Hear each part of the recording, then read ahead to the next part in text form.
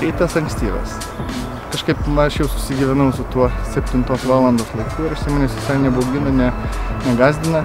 Mano normalus kėlimasis yra 6, prieš 6 ir faktiškai nosį reikia pakrapštyti pusę valandos, kol treneriai visi išsikrapšto iš lovų, išsikučia ir gali priimti jau sportą. Manau, kad 5 kartai per savaitę nėra riba. Tai gali būti 7 ir 8. Gaunasi kelis kartus į dieną, rytas, vakaras. Tai yra treniruotė populiari Amerikoje, tai yra jėgos, ištvermės ir greičio funkcinė treniruotė, kas, manau, kuri treniruoja visas raumenų grupės ir kas, manau, labai aktualu lenktynininkui.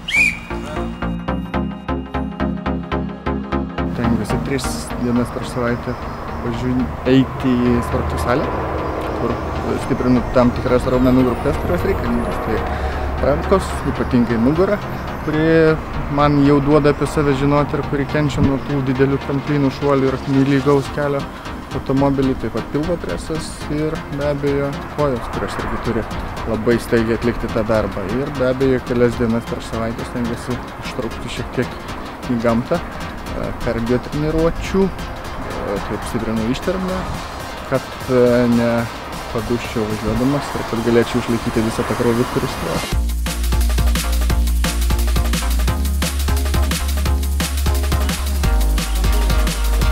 Mes darom intensyvią treniruotę visom raumenų grupėm su mažai poilsio.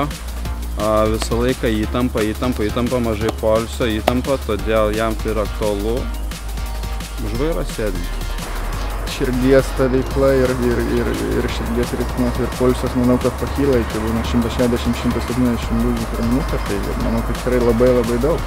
Netgi čia neišeina kartais tokio pasiekti bėgiojant, aktyviai, sportuojant ir darant viską maksimaliai. Tai, sakyčiau, galima lyginti su tais pačiais 10 kartų pirmyn atgal. Pakilo galvas nemėgsta.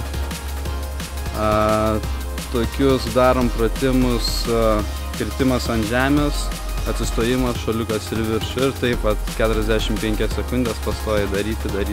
Man atrodo, jis šitų labiausiai. Tiek treniruojamės, tiek stengiamės kelis kartus į savaitę. Čia varom prakaitą liejam, tai be taurės, be medalio niekaip.